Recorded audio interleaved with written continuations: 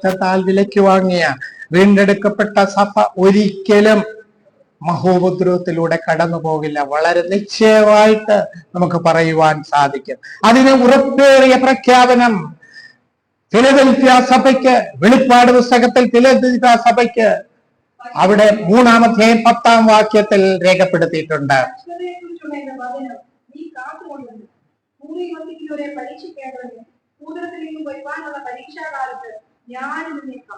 ഭൂമിയിൽ വസിക്കുന്നവരെ, ഭൂവാസികൾ എന്ന് പറഞ്ഞാൽ രക്ഷിക്കപ്പെടാത്തവരുണ്ട്, രക്ഷിക്കപ്പെട്ടവരുമുണ്ട്. എന്നാൽ ഭൂമിയിലുള്ളവരെ പരീക്ഷിക്കേണ്ടതിന് ഭൂതലത്തിലെങ്ങും വരുവാനിരിക്കുന്ന പരീക്ഷാകാലത്ത് ഞാനും നിന്നെ. ഫിലദൽഫിയ സഭ ഇന്നില്ല. ഇന്നത്തെ ദേശത്തുള്ള എല്ലാ സഭകൾക്കും കൂടിയുള്ള ദൂതാണ് ഇവിടെ കിടക്കുന്നത്. സഹിഷ്ണുതയെ കുറിച്ചുള്ള കർത്താവിന്റെ വചനം ഫിലദൽഫിയ വിശ്വാസികള് അനുസരിച്ചതിനാലാണ്. ഭൂമിയിൽ വസിക്കുന്നവരെ പരീക്ഷിക്കേണ്ടതിന് ഭൂതലത്തിലെങ്ങും വരുവാനുള്ള പരീക്ഷാകാലത്ത് അവരെയും കാക്കും എന്നാണ് വാഗ്ദത്തം. ഫിലദൽഫിയ സഭാ വിശ്വാസികൾ കർത്താവിനെ അനുസരിച്ച് കർത്താവിന്റെ വചനം സൂക്ഷിച്ച് ജീവിച്ചതിനാൽ അവർക്കുള്ള പ്രതിഫലമാണ് കർത്താവും അവരെ ഭൂമിയിൽ നിന്നും വിവിധ പരീക്ഷകളിൽ അത് അന്ന് അവരെ കാത്തു സൂക്ഷിച്ചു. മാത്രമല്ല, അവരിനി ഭൂതലത്തിൽ വരുവാനുള്ള, അതായത് പീഡനകാലത്തിൽ വരുവാനുള്ള, പരീക്ഷാകാലത്തിൽ വരുവാനുള്ള കാലത്ത് ഫിലദൽഫിയ സഭ ഇന്നില്ല, എഫെസോ സഭയില്ല, ലവദോക്യ സഭയില്ല, സ്മുർന്ന സഭയില്ല. ഇതെല്ലാം മാറിപ്പോയി. പുതിയ സഭയ്ക്ക് തുല്യമായ 7 സഭയ്ക്ക് തുല്യമായ സഭകൾ ഇന്ന് ഭൂമിയിലുണ്ട്. ആദ്യ സ്നേഹം നഷ്ടപ്പെട്ട സഭ മുതല് കണ്ണിന് കാഴ്ചയില്ലാതെ വായിൽ നിന്നും ഉമണ്ണകളയുന്ന അവസ്ഥയിൽ നിൽക്കുന്ന സഭകൾ വരെ ഇന്ന് തുല്യമായ സഭകൾ ഭൂമിയിൽ 7 പൂർണ്ണതയാണ് കാണിക്കുന്നത്. 7 സഭകൾ കാണിക്കുന്നത് മൊത്തത്തിലുള്ള ആത്മീയ ലോകത്തെയാണ് കാണിക്കുന്നത്. അതിനോട് പറയുമ്പോൾ അവരെ കാക്കും എന്നാണ് പറയുന്നത്. ഫിലദൽഫിയ വിശ്വാസികൾ കർത്താവിന്റെ ഹിതപ്രകാരം ജീവിച്ചു. വരുവാനുള്ള പരീക്ഷാകാലത്തിൽ അവരെ ദൈവം, അതായത് മഹോപദ്രവകാലത്തിലും അവരെ സൂക്ഷിക്കും എന്ന് പറയുന്ന ഫിലദൽഫിയ സഭ മാറ്റപ്പെട്ടു. അതിന് തുല്യമായി സാഹോദര്യ സ്നേഹമുള്ള സഭകളെ, ദൈവത്തെ അനുസരിച്ച് ജീവിക്കുന്ന സഭകളെ വരുവാനുള്ള പരീക്ഷാകാലത്തിൽ നിന്നും രക്ഷിക്കും. ഫിലദൽഫിയ സഭയ്ക്ക് ദൂതാകയാല് ഇന്നത്തെ സഭകൾ ഫിലദൽഫിയ സഭയുടെ പിന്തുടർച്ച സഭയല്ലാത്തതിനാലും അന്നത്തെ ആൾക്കാര് ജീവനോടില്ലാത്തതിനാലും ഫിലദൽഫിയ സഭയുടെ ആരംഭകാലത്തെ വിശ്വാസികൾക്ക് ലഭിച്ചതാണെങ്കിലും ഇവിടെ പറയുന്നത് വരുവാനുള്ള വലിയ പീഡനത്തിൽ നിന്നും ഭൂമിയിൽ വസിക്കുന്നവരെ പരീക്ഷിക്കേണ്ടതിന് ഭൂതലത്തിലെങ്ങും വരുവാനുള്ള പരീക്ഷാകാലം എന്ന് പറയുന്നത് പീഡനകാലം തന്നെയാണ്. ഏഷ്യ മൈനറിലുള്ള 7 സഭകൾക്ക് ദൂത് ആണ് ഇവിടെ ഫിലദൽഫിയ സഭയെ എടുത്തു പറയുകയാണ്. ഭൂതലത്തിലെങ്ങും വരുവാനുള്ള പീഡനകാലത്തെ കുറിക്കുകയാണ്. മഹോപദ്രവത്തിലൂടെ സഭ കടന്നു പോവുകയില്ല. സഭ എടുക്കപ്പെട്ടതിനെ ഉത്പ്രാപണം എന്നാണ് പറയുന്നത്. വാനമേഘങ്ങളിൽ കർത്താവ് വരും. കർത്താവ് താൻ ഗംഭീരനാദത്തോടും പ്രധാന ദൂതന്റെ ശബ്ദത്തോടും വരും. നമ്മളെല്ലാം പുതുപുത്തൻ ശരീരം ലഭിച്ച് സ്വർഗത്തിലേക്ക് എടുക്കപ്പെടും. രക്ഷിക്കപ്പെട്ടവരുടെ കൂട്ടമായ മണവാട്ടി സഭ വാനമേഘങ്ങളിൽ കൊണ്ടുപോകാൻ കർത്താവ് താൻ എന്നാണ് പറഞ്ഞത്. കർത്താവ് തന്നെയാണ് വരുന്നത്. പ്രത്യക്ഷത ആ വാക്കിനെ ഉത്പ്രാപണം എന്നാണ് പറയുന്നത്. കർത്താവിന്റെ പുനരാഗമനത്തിന് 2 ഘട്ടമുണ്ടെന്ന് കഴിഞ്ഞ ക്ലാസ്സിൽ പഠിച്ചു. ഒന്നാമത്തേത് എടുക്കപ്പെടൽ, ഉത്പ്രാപണം എന്ന് പറയുന്നു. രണ്ടാമത്തേത് സഭയുമായി വരുന്നത്. ഒന്നാമത് സഭയ്ക്ക് വേണ്ടി വരുന്നത്, രണ്ടാമത് മഹത്വ പ്രത്യക്ഷത സഭയുമായി വരുന്നത്. പീഡനകാലവും മഹാപീഡനകാലവും നോക്കുമ്പോൾ വിശ്വാസികൾ അതിനെക്കുറിച്ച് പേടിക്കേണ്ട കാര്യമില്ല. പീഡനകാലത്തെ കുറിച്ച് ഞാൻ അത്രയും ബൈബിളിലെ വാക്യങ്ങൾ വായിച്ചതിന്റെ ഉദ്ദേശം എന്ന് പറയുന്നത് നാം അത് ഓർത്തിരിക്കണം. ഇത് കർത്താവ് അനുവദിക്കുന്നതാണ്. ഈ പീഡനകാലം എന്തിനാണ്? ഈ സഭാകാലത്ത് രക്ഷിക്കപ്പെടാതെ ദൈവത്തെ നിരാകരിച്ചുകൊണ്ട് ജീവിക്കുന്നവരും കർത്താവിനും അവരെ ആവശ്യമുണ്ട്. 21 ന്യായവിധികളിൽ കൂടി കടന്നു പോകുമ്പോൾ അവരും ഈ ദൈവത്തിങ്കിലേക്ക് നോക്കുവാൻ ഇടയാകണം. മധ്യാകാശത്തിലെ വരവില് ഭൂമിയിൽ നിന്നും എടുക്കപ്പെട്ട് കഴിഞ്ഞാൽ ലോകത്തിൽ എതിർ ക്രിസ്തുവിന്റെ ഭരണം ആരംഭിക്കുന്നു. ഈ അവസരത്തിലാണ് ആകപ്പാട് പ്രശ്നങ്ങൾ വരുന്നത്. 7 വർഷത്തിലെ അവസാന കാലത്തെ ഞാൻ പറഞ്ഞു, മഹാപീഡന കാലം. ഭൂമിയിൽ വസിക്കുന്നവരെ പരീക്ഷിക്കേണ്ടതെന്ന് ഫിലദൽഫിയ സഭയ്ക്ക് കൊടുത്തത് വരുവാനുള്ള പരീക്ഷാകാലം എന്ന് പറയുന്നത് ഞാനും നിങ്ങളെയും എന്നുള്ളതാണ് നമ്മൾ അതിൽ കരേണ്ടത്. ഫിലദൽഫിയയുടെ ആ സഭക്കാരുടെ കാലം കഴിഞ്ഞു. എന്നാൽ ഇന്ന് അവർക്ക് കൊടുത്തിരിക്കുന്ന വാഗ്ദത്തം വരുവാനുള്ള പരീക്ഷാകാലത്ത് ഞാൻ നിന്നെ കാക്കും. ഭൂമിയിൽ എല്ലായിടമുള്ള കർത്താവിന്റെ സഭകൾക്കുള്ള ദൂതായിട്ടാണ് നമുക്കിതിനെ കരുതാൻ. ഇന്ന് ഇതിൽ ഈ വാക്യത്തില് ഒന്നും കൂടെ നോക്കാം. ഒന്നാമതോടെ പറയുന്നത് പരീക്ഷ അഥവാ പീഡനത്തിന്റെ സമയത്തെ കുറിച്ചാണ് പറയുന്നത്. അതൊരു നിശ്ചിത കാലത്തായിരിക്കും. 7 വർഷത്തേക്കെന്ന് അവിടെ പറഞ്ഞിട്ടില്ല. ഫിലദൽഫിയ കാലത്ത് പറയുന്ന ഒരു പരീക്ഷ അവിടെ നിശ്ചിത കാലത്തേക്ക്. യാക്കോബിന്റെ കഷ്ടകാലം എന്ന പഴയ നിയമ പുസ്തകത്തില് ദാനിയേൽ പ്രവചനത്തില് 70 ആഴ്ചവട്ടമെന്നും ഇതിനെ പറയുന്നുണ്ട്. കർത്താവ് ഒലിമല പ്രഭാഷണത്തിൽ പറഞ്ഞു. മത്തായിയുടെ സുവിശേഷം 24-ാം അധ്യായം 21-ാം വാക്യത്തിൽ പറഞ്ഞു, ഞാൻ നേരത്തെ പറഞ്ഞതാണ്, ലോകാരംഭം മുതൽ ഇന്നുവരെയും സംഭവിച്ചിട്ടില്ലാത്തത് ഇനിമേലാൽ സംഭവിക്കാത്തതുമായ വലിയ കഷ്ടം പീഡനകാലവും മഹാപീഡനകാലവും വരുവാൻ പോകുന്നു. ഇനി പീഡനത്തിന്റെ ഉദ്ദേശം എന്താണ്? പരീക്ഷിക്കേണ്ടതിനെന്നാണ് ഫിലദൽഫിയ സഭയ്ക്ക് കൊടുത്തത്. ഭൂതലത്തിൽ ദൈവമക്കൾ പലവിധമായ കഷ്ടങ്ങളും പ്രയാസങ്ങളിലും കൂടെ കടന്നു പോകുന്നു. എന്നാൽ കർത്താവ് കാത്തുകൊള്ളുമെന്ന് പറയുമ്പോൾ ഇവിടെ പറയുന്നത് പീഡനത്തിന്റെ ഉദ്ദേശം സഭയിൽ നിന്ന് അവരെ പരീക്ഷിക്കേണ്ടതിനാണ്. എതിർ ക്രിസ്തു ഭൂലോകത്തിൽ ഭരണം ഏൽക്കുമ്പോൾ ആ മഹാകഷ്ടത്തിൽ നിന്നും വിടുവിക്കുവാനാണ്. ഈ പീഡനകാല അവിശ്വാസികൾ പീഡനകാലത്തിന്റെ ആ മഹാവ്യതയിൽ ദൈവത്തിങ്കിലേക്ക് നോക്കണം. മാനസാന്തരപ്പെട്ട് ദൈവത്തിന്റെ സന്നിധിയിലായിരിക്കണം. അല്ലാതെ തോറ്റ് നാശത്തിലേക്ക് നരകത്തിലേക്ക് പോകുവാൻ ഒരു കാരണവശാലും പാടില്ല. ഇനി ആ വാക്യത്തിൽ പറയുന്ന അടുത്തത് ആരെയാണ് പരീക്ഷിക്കുന്നത്? സഭ ഭൂമിയിൽ നിന്നും ഭൂമിയിൽ വസിക്കുന്നവരെയാണ്. അവിടെ പറഞ്ഞിട്ടുണ്ട് ആ വാക്യത്തിൽ ഭൂമിയിൽ വസിക്കുന്നവരെ. നമ്മൾ അന്ന് കർത്താവിന്റെ സന്നിധിയിലേക്ക് എടുക്കപ്പെടും. എന്നാലും ഭൂമിയിൽ വസിക്കുന്നവരെ പരീക്ഷിക്കാൻ. എങ്ങനെയാ പരീക്ഷിക്കുന്നത്? 21 ന്യായവിധികളിലൂടെ അവരെ കടത്തിവിടും. അവരെ അവിശ്വാസികൾ ഈ ദൈവത്തിങ്കിലേക്ക് നോക്കണം. എന്നാൽ അവര് ലോകത്തിന്റെ പുറകെ പോകാതെ ദൈവത്തോട് ചേർന്ന് ജീവിക്കുവാൻ ദൈവം ആഗ്രഹിക്കുന്നു. പരീക്ഷ നടക്കുന്നത് ഇവിടെ ഭൂലോകത്തിലൊക്കെയും എല്ലാ ഭാഗത്തും, കൊട്ടാരക്കര, കൊല്ലം, അമേരിക്ക, ഇവിടെ എല്ലാം നടക്കും. പരീക്ഷ നടക്കുന്നത് എവിടെയാണ്? ഭൂതലത്തിലുള്ളവരെ പരീക്ഷിക്കേണ്ടതിന്. പരീക്ഷാകാലത്ത് സഭയുടെ അവസ്ഥ എന്താണ്? സഭ പരീക്ഷാകാലത്തിന് മുമ്പ് എടുക്കപ്പെടും. കർത്താവിന്റെ മണവാട്ടി ഞാനും നിന്നെ കാക്കും എന്നാണ് ഫിലദൽഫിയ സഭയിൽ. കർത്താവ് എന്നെ കാക്കും, എന്നെ ഈ പരീക്ഷയിൽ വിട്ടുകൊടുക്കുവോ? 21 ന്യായവിധികൾ എന്ത് ഘോര ന്യായവിധികളാണ് ഓരോന്നും വേണ്ടത്. തേളിന്റെ കുത്ത്, തീ നിറമുള്ള കുതിര, വെട്ടുക്കിളി, ഇതെല്ലാം വന്ന് കാട്ടുമൃഗങ്ങള്, ഇതെല്ലാം മരണത്തിനായിട്ട് ആൾക്കാർ കൊതിക്കും, മരണത്തിനായി ഓടി നടക്കും. ആ പാതകളിൽ കൂടെ പോകുമ്പോൾ ദൈവത്തിന്റെ ഉദ്ദേശം പരീക്ഷാകാലത്ത് ദൈവത്തിങ്കിലേക്ക് നോക്കിയാൽ അവരെ കാക്കും എന്നാണ് പറഞ്ഞിരിക്കുന്നത്. മഹോപുത്രത്തിൽ കടക്കുവാൻ കർത്താവ് സഭയെ അനുവദിക്കുകയില്ല. ഇക്കാലത്ത് അനേക പേപ്പർ വായിച്ചാലും വിവിധമായിട്ടുള്ള കാര്യങ്ങൾ, അസംഭവ്യമായിട്ടുള്ള നമ്മുടെ ചിന്തയിൽ വരാത്ത കാര്യങ്ങളും, ദൈവമേ ഇതെന്തല്ല, ഇത് അവസാന കാലമാണോ എന്ന് തോന്നിപ്പോകും. എന്നാൽ ഇത് പീഡനകാലമല്ല. ഇത് പീഡനകാലം എന്ന് പറയുന്നത് ഇവിടെ കൊല്ലമോ കേരളത്തിന്റെ ഒരു ഭാഗമോ അത്രയല്ല, ലോകം മുഴുവനും സമാനമായ സംഭവമാണ് നടക്കുവാൻ പോകുന്നത്. സൂര്യൻ വീഴുമ്പോൾ, മഹാനക്ഷത്രം വീഴുമ്പോൾ അത് ലോകം മുഴുവനുമുള്ള ആൾക്കാരെയാണ് ബാധിക്കുവാൻ പോകുന്നത്. അതാണ് പറഞ്ഞ ഭയങ്കരമായ പരീക്ഷാകാലയളവിൽ കർത്താവ് വനമേഘങ്ങളിൽ വരും, സഭയെ ചേർത്തുകൊള്ളും. 1 തെസ്സലോനിക്കർ 1-ാം അധ്യായം 9-ാം വാക്യം വായിക്കാം.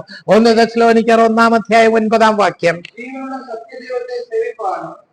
അവൻ മരിച്ചവരുടെ ഇടയിൽ നിന്ന് ഉയർപ്പിച്ച തന്റെ പുത്രനും വരുവാനുള്ള കോപത്തിൽ നിന്ന് നമ്മെ വിടുവിക്കുന്നവനുമായ യേശു സ്വർഗത്തിൽ നിന്ന് വരുന്നത് കാത്തിരിപ്പാനും ജീവനുള്ള സത്യദൈവത്തെ സേവിപ്പാനും മരിച്ചവരുടെ ഇടയിൽ നിന്ന് ഉയർപ്പിച്ച തന്റെ പുത്രനും വരുവായ പുത്രനാണ് ഒന്നാം വരം കൊടുത്തത്.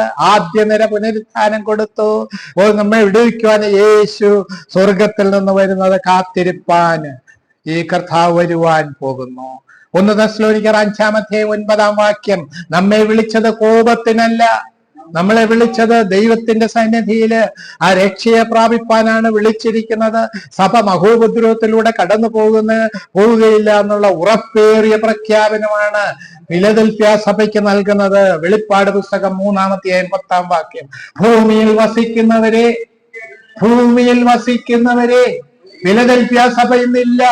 ഭൂമിയിൽ ഇന്ന് വസിക്കുന്നവരെ പരീക്ഷിക്കേണ്ടതിന് 21 ന്യായവിധികൾ ഭൂതലത്തിലെങ്ങും വരുവാനുള്ള പരീക്ഷാകാലത്ത് ഞാനും നിന്നെ കാക്കും. നമുക്കുള്ള വാഗ്ദത്തമാണ്. സഭ ഒരിക്കലും പീഡനകാലത്ത് എതിർക്രിസ്തുവിന്റെ കീഴിൽ പോവുകയില്ല. കർത്താവ് തന്റെ രക്തത്താൽ വിലയ്ക്ക് വാങ്ങിയാണ്. നമ്മൾ നിസ്സാരക്കാരല്ല, ദൈവത്തിന്റെ മക്കളാണ്, വിശുദ്ധന്മാരാണ്. ആ നിലയിൽ നമ്മൾ വിഷമിക്കേണ്ട കാര്യമേ ഇല്ല. ഇനി അടുത്ത ചാപ്റ്ററിലേക്ക് പോവുകയാണ്. ഹർമഗദോൻ യുദ്ധം 13ാമത്തെ ചാപ്റ്ററാണ് ഹർമഗദോൻ യുദ്ധം. ഹർമഗദോൻ യുദ്ധം എന്ന് പറഞ്ഞാൽ എതിർക്രിസ്തുവിന്റെ സൈന്യം യഹൂദ ജനവുമായി നടത്തുന്ന അവസാനത്തെ യുദ്ധമാണ്. ഒരുപാട് യുദ്ധങ്ങളുണ്ട്, ഇന്നും യുദ്ധങ്ങൾ നടക്കുന്നുണ്ട്. എന്നാൽ അത് അവസാനത്തെ യുദ്ധമാണ് ഹർമഗദോൻ യുദ്ധം എന്ന് പറയുന്നത്.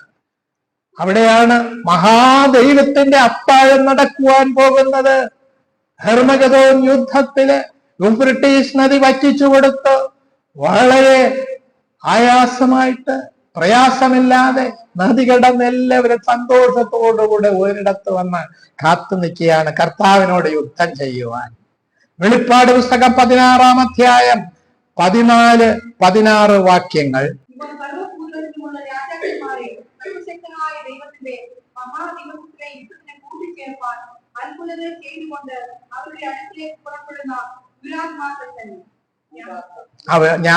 അവര്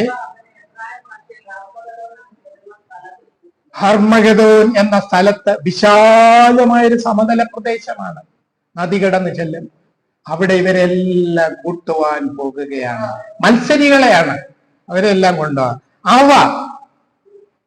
അവരെ വെച്ചാല് മഹാസർപ്പം, മൃഗം, കള്ളപ്രവാചകൻ, ഇവയാണ് ഭൂതലത്തിലുള്ള രാജാക്കന്മാരെ അത്ഭുതം കാട്ടി വശീകരിച്ച് നമുക്ക് യുദ്ധത്തിന് പോകാം എന്ന് പറഞ്ഞിട്ട് വശീകരിച്ച് കൊണ്ടുപോകുമ്പോൾ യൂഫ്രട്ടീസ് നദി വലിയ പ്രശ്നമായിട്ട് കിടക്കുന്നു. അപ്പുറം കടക്കാൻ സാധിക്കുന്നില്ല. ദൈവം ഉടൻ തന്നെ ഒരാളെ ഏർപ്പിച്ചു.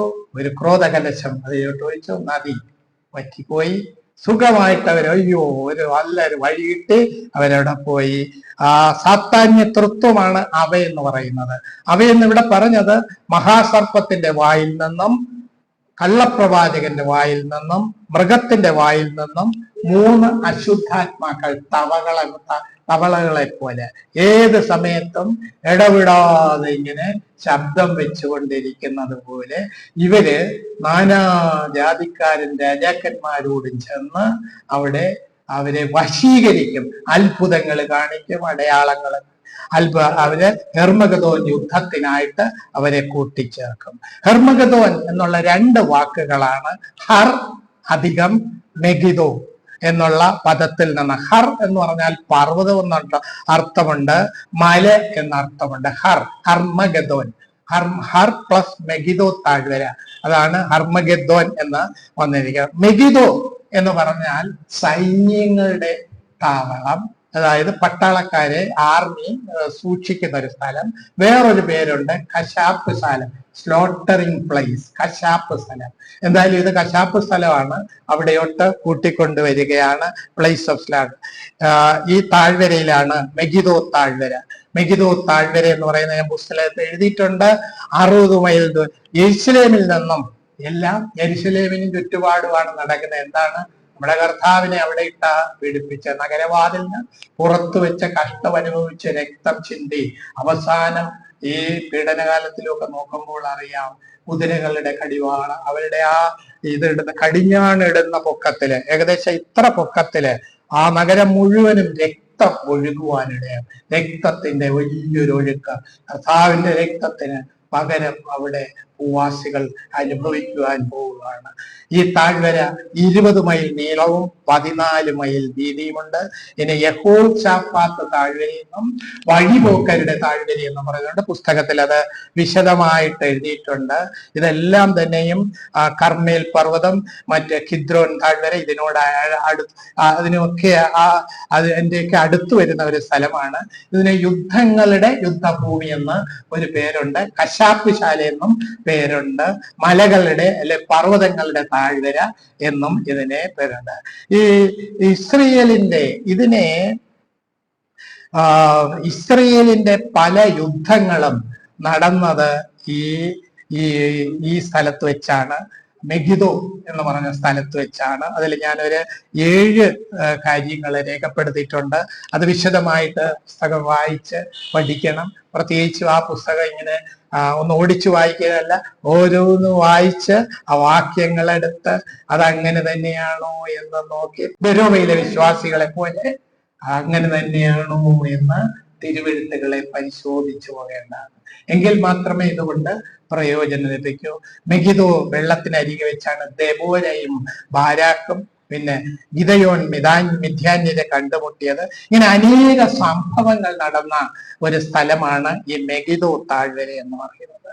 മഹാപീഡന കാലത്തില് ഈ യൂഫ്രട്ടീസ് നദിയില് വെള്ളം, അവിടെ ക്രോധകലശം ഒഴിച്ചപ്പോൾ അവിടെ വെള്ളം വറ്റിപ്പോയി എന്ന് വെളിപ്പാട് പുസ്തകം 16-ാം അധ്യായം 12 മുതൽ 14 വരെയുള്ള വാക്യങ്ങളിൽ രേഖപ്പെടുത്തിയിട്ടുണ്ട്. അത് വായിച്ചു.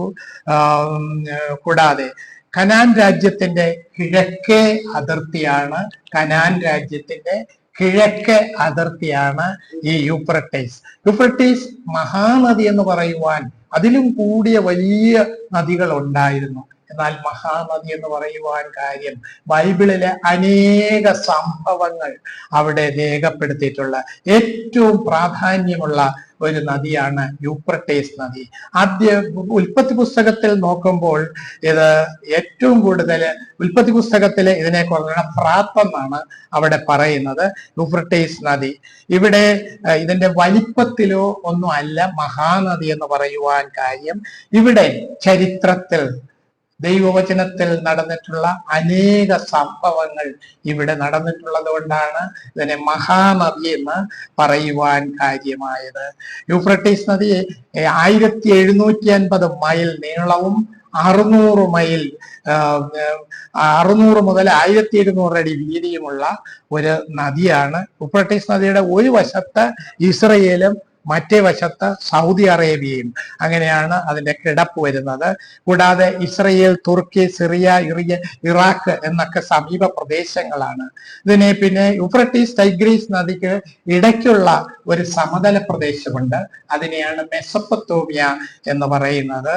മെസൊപ്പൊത്തോമിയ എന്ന് പറഞ്ഞ വാക്കിന്റെ അർത്ഥം തന്നെയും നദികളുടെ ഇടയിലുള്ള നാട്. അതായത് ഏറ്റവും ആഴമുള്ള യൂഫ്രട്ടീസ് നദിയിൽ വേനൽക്കാലത്ത് പോലും വെള്ളം കര കവിഞ്ഞ് ഒഴുകുന്നതാണ്. അത് എങ്ങനെയാണ് കര കവിഞ്ഞത്? അർമീനിയൻ പർവ്വതത്തില് വലിയ ഐസ് പാളികളുണ്ട്, അത് ചൂടേൽക്കുമ്പോൾ അത് ഉരുകിയാണ് ഈ നദി നിറയുവാൻ ഇടയാകുന്നത്. ഏദൻ തോട്ടത്തിലെ ഈ നദിയുടെ പേര് ഫ്രാത്ത് എന്നാണ് പറയുന്നത്. ഫ്രാത്ത്. 3-ാം നദിക്ക് ഹിദ്ദേക്കൽ എന്ന പേർ. അത് അശൂരിന് കിഴക്കോട്ടൊഴുകുന്നു. 4-ാം നദി ഫ്രാത്ത്. ഫ്രാത്ത് എന്ന് പറഞ്ഞാൽ അർത്ഥം ഫ്രൂട്ട്ഫുൾ അല്ലെങ്കിൽ ഫലവത്തായത് എന്നാണ് അർത്ഥം. ഈ നദിയുടെ 16-12 എന്ന് വായിക്കാം. ഉന്നതേക്കുള്ള മഹാനദി ഒഴിച്ചു കിഴക്ക് നിന്ന് വരുന്ന രാജാക്കന്മാർക്ക് വഴി ഒരുക്കേണ്ടതിന് അതിലെ വെള്ളം വറ്റിപ്പോയി. കിഴക്ക് നിന്നും വരുന്ന രാജാക്കന്മാർക്ക് വഴി ഒരുക്കേണ്ടതിന് ദൈവം വഴി ഒരുക്കി കൊടുക്കുക.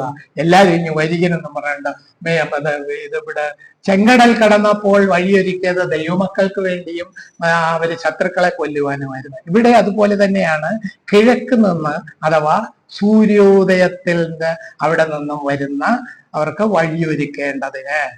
Japan, Persia, Afghanistan, India, China എന്നീ രാജ്യങ്ങളാണ് ചരിത്രത്തിൽ കിഴക്കൻ രാജ്യങ്ങളായിട്ട് പറഞ്ഞിരിക്കുന്നത്. അതിന് എതിർ ക്രിസ്തുവിന്റെ അധീനതയിലുള്ള യൂറോപ്യൻ രാജ്യങ്ങളെ പടിഞ്ഞാറൻ രാജ്യങ്ങൾ എന്നാണ് പറഞ്ഞിരിക്കുന്നത്. റോമൻ സാമ്രാജ്യത്തിന്റെ അതിർത്തിയോടുള്ള ബന്ധത്തിലാണ് ലോകസേനകളുടെ സുഗമമായ എളുപ്പമായിട്ടുള്ള യാത്രയ്ക്ക് വേണ്ടിയാണ് യൂഫ്രട്ടീസ് കടന്നു വരുന്നത്. ഇല്ലെങ്കിൽ വളരെ ചുറ്റി കടന്നു വരണം. അതുകൊണ്ടാണ് യൂഫ്രട്ടീസിന്റെ അവിടെ നിന്ന് അവർ അന്താളിച്ച് നിൽക്കുന്ന ആ സമയത്ത് ദൂതൻ അവിടെ കലശം ഒഴിക്കുന്നു. അവിടെ നദി വറ്റിപ്പോയി. സന്തോഷത്തോടുകൂടി അവിടെ അവര് ശത്രുക്കളായവരെല്ലാം നിന്ന്. കൂടാതെ ദൈവത്തിന് വേറൊരു ഉദ്ദേശവും കൂടെ ഉണ്ട്. ലോകത്തിലെ സകല പൈശാചിക ശക്തികൾ എതിർത്തു വരുന്നവരെ, സകല അവിശ്വാസികളും ഭൂവാസികള് ഇവരെല്ലാം കർത്താവിനെതിരായിട്ട് വരുമ്പോൾ അവരെ ഒരുമിച്ച് കൂട്ടുക എന്നുള്ളൊരു ഉദ്ദേശവും അവരെ എല്ലാം തന്നെയും അവിടെ ചേർത്ത് അവരെ നശിപ്പിക്കുവാനുള്ള ഒരു കാര്യമാണ് അതിലടങ്ങിയിരിക്കുന്നത്. പിന്നെ ദൈവത്തിന് മറ്റൊരു ഉദ്ദേശമുണ്ട്. അത് അശ്ശൂരിൽ യെശയ്യാ പ്രവചനം 11-ാം അധ്യായം 15-16 വാക്യങ്ങൾ. ദൈവം ചെയ്യുമ്പോൾ പലത് ലക്ഷ്യമുണ്ട്. ദൈവമക്കളെ സംരക്ഷിക്കുകയുമുണ്ട്. ഇവിടെയും അങ്ങനെ അശ്ശൂരിനെ ദൈവം കരുതുന്നുണ്ട്. യെശയ്യാ പ്രവചനം 11, 15, 16.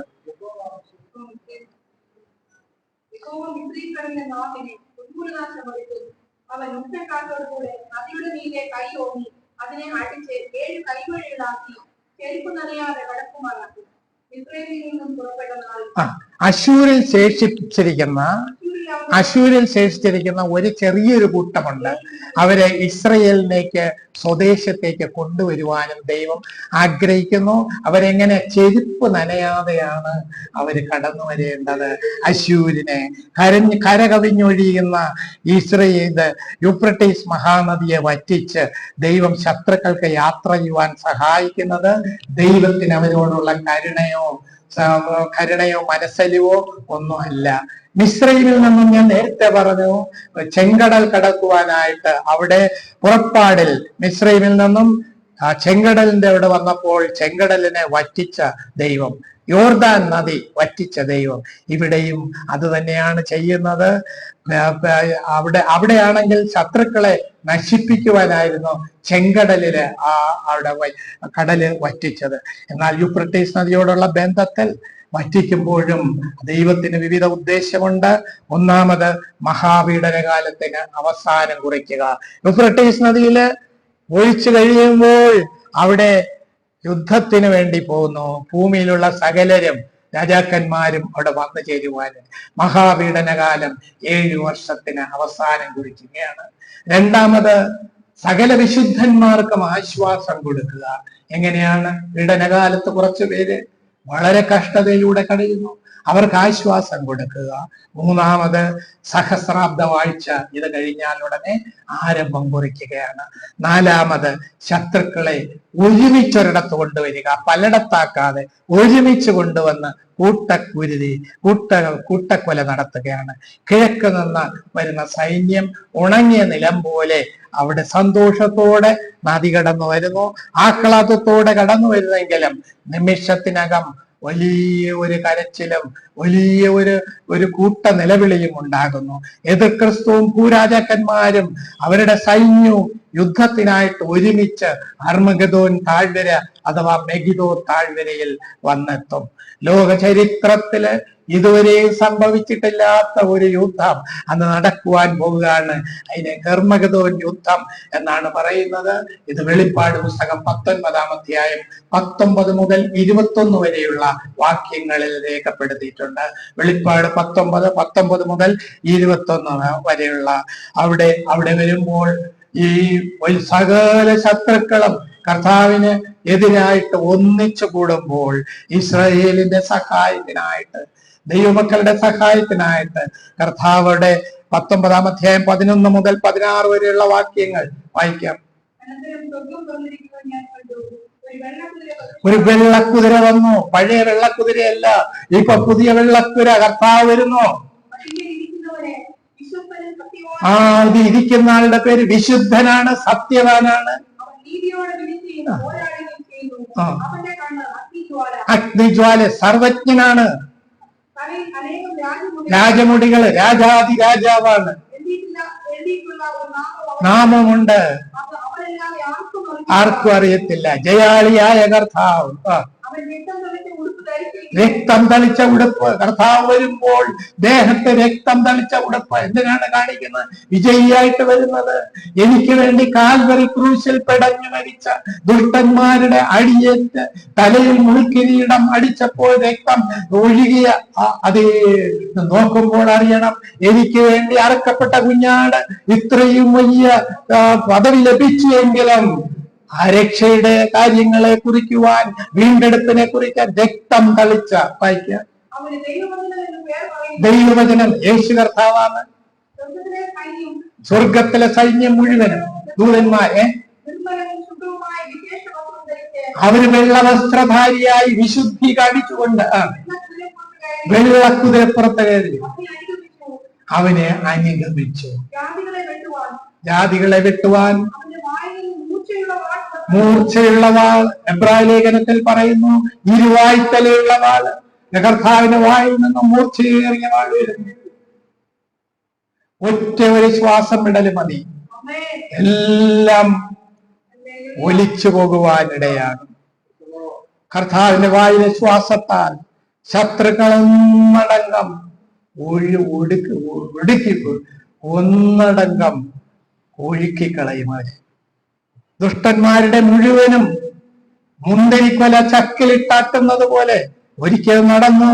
വെളിപ്പാട് പുസ്തകം 14-ാം അധ്യായം 20-ാം വാക്യം വായിക്കാം. വെളിപ്പാട് 14:20.